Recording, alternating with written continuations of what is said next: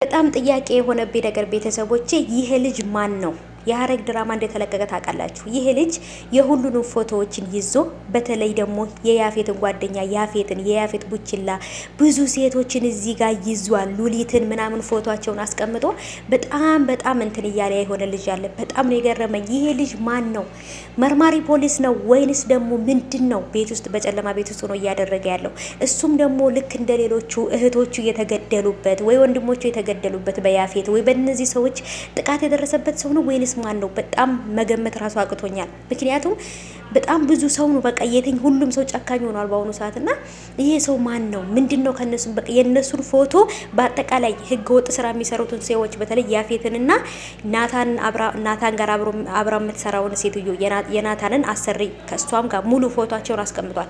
ከዛ ውስጥ ከፎቶዎችም ውስጥ ሉሊት አለችበት ማለት ነው። በጣም ነው የገረመኝ። ሰላም ውድ የተከበራችሁ የቻናሌ ቤተሰቦች እንዴት ናችሁ? ከኔ ጋር ሁሉ ሰላም ነው። ሰላማችሁ ይብዛልኝ ባላችሁበት ውድ ቤተሰቦቼ።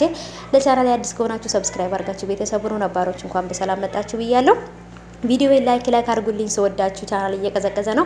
ወደ 15000 እየገባን ስለሆነ አግዙኝ፣ ተባበሩኝ። ወደ 15000 እንግባ አላለሁ ማለት ነው ውዶቼ። ስለምታበረታቱኝና ሰብስክራይብ ስለምታደርጉኝ በጣም ነው የማመሰግነው ሁላችሁንም። ኤፍራታ ያረገዘችው የናታን ልጅ ነው ማለት ነው። ሁላችንም የናታን ነው እያልን ነው። የያፌት ሊሆን አይችልም። ምክንያቱም ሙሉ ክብሯን የሰጠችው ለናታን ነው። ከዛም በኋላ ይሄ ሁሉ ነገር ከተፈጠረ በኋላ ነው ባለፈው ዕለት እንግዲህ አስገድዷት ከሷ ጋር እንዲተኛ ያደረጋት ያፌት ማለት ነው። ቢሆንም ግን ጽዮን ራሱ ልጁ የወንድሜ ሊሆን ይችላል ብላ በጣም ነው ደስ ያላት ማለት ነው። ምክንያቱም ይሄን ነገር ሄደው ኤፍራታ ጋራ እንግዲህ ኤፍራታ ራሱ ሩጣ ከዛ ከሽንት ቤት ነበር የወጣችው ወደ ሆስፒታል ለመሄድ። ምክንያቱም እርጉዝ ከሆነች የያፌት ሳይሆን የናታን ልጅ ስለሆነ ማለት ነው። በጣም ደስ ብሎናል። ገንዬም ስለተሻላት ዳግዬም በጣም ደስ ስላለው ቢኒያምም ካለበት ነገር ትንሽ እያገገመ ስለሆነ በጣም ደስተኞች ነን።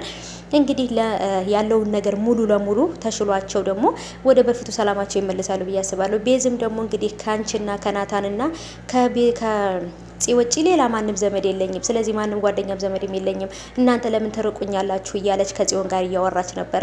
ጽዮንም ደግሞ እንግዲህ እኛም ካላንቺ ማንም የለንም፣ አይዞሽ ከጎንሽ ነን ብላታለች። ይሄ ነገር ደግሞ በጣም ነው ደስ የሚለውና ናታን አሁን ላይ እያደረገ ያለው ከልጅቷ ጋር እየተገናኘ ነው። እናቲቱም ደግሞ ልጄ ጋር ከዚህ በኋላ መገናኘት የለብህም፣ ይሄ ነገር አደጋ አለው ብለዋለች። ቢሆንም በጭራሽ ግን ከልጅቷ ጋር መራቅ አይችልም። ምክንያቱም ወይ ተወደዋለች ይሁን ወይ ይወዳታል ወይስ ደግሞ ሊጠቀምባት ፈልጎ ነው ናታን አላቅም። ብቻ ግን ናታን አሁን ላይ ያለበት ሁኔታ በጣም ከባድ ነው። ቢኒያምም ደግሞ ናታንን በጣም ተቀይሞታል። ምክንያቱም እንዴት እዛ ጨለማ ውስጥ ታስሬ እንዴት አልፈለከኝም? እኔ እዛ ጨለማ ውስጥ መተ ታድነኛለህ ብዬ ያሰብኩት አንተን ነበረ። አንተ ግን በጭራሽ ለራስህ እንጂ ለሰው አትሆንም ምናምን ብሎ በጣም ነበር የወቀሰው። ግን ደግሞ ናታን ያላደረገው ነገር የለም ማለት ነው። በጣም ብዙ ነገሮችን አድርጓል እሱን ለማግኘት ሰዎችን ሁሉ አሰማርቶ ሰው ቀጥሯል ሁላ እሱን ለማግኘት። ግን ደግሞ ምንም ማድረግ አልቻለም ነበር። ያፌት ግን መጥፎ ስራ ስለሚሰራ ያፌት ስራውን ስለሚያውቅ ያፌት ግን አግኝቶታል ማለት ነው።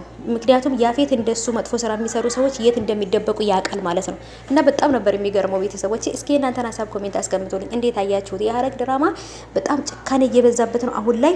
ሁሉም ሰው ተይዞ የስራውን ሊያገኝ ነው ብዬ አስባለሁ። ክፉም እንደ ክፋቱ ጥሩም እንደ ጥሩነቱ ማለት ነው። እና መጨረሻቸው ግን ደግሞ ሁሉም ክፉ የሰሩት ግማሹ በሞት ግማሹ በስር መቀጣት አለበት ብዬ አስባለሁ። በቀጣይ እንግዲህ ምን ሊፈጠር እንደሚችል አላቅም። በደንብ አድርገን የምናይ ይሆናል። ይሄን ቻናል ሰብስክራይብ አድርጉ።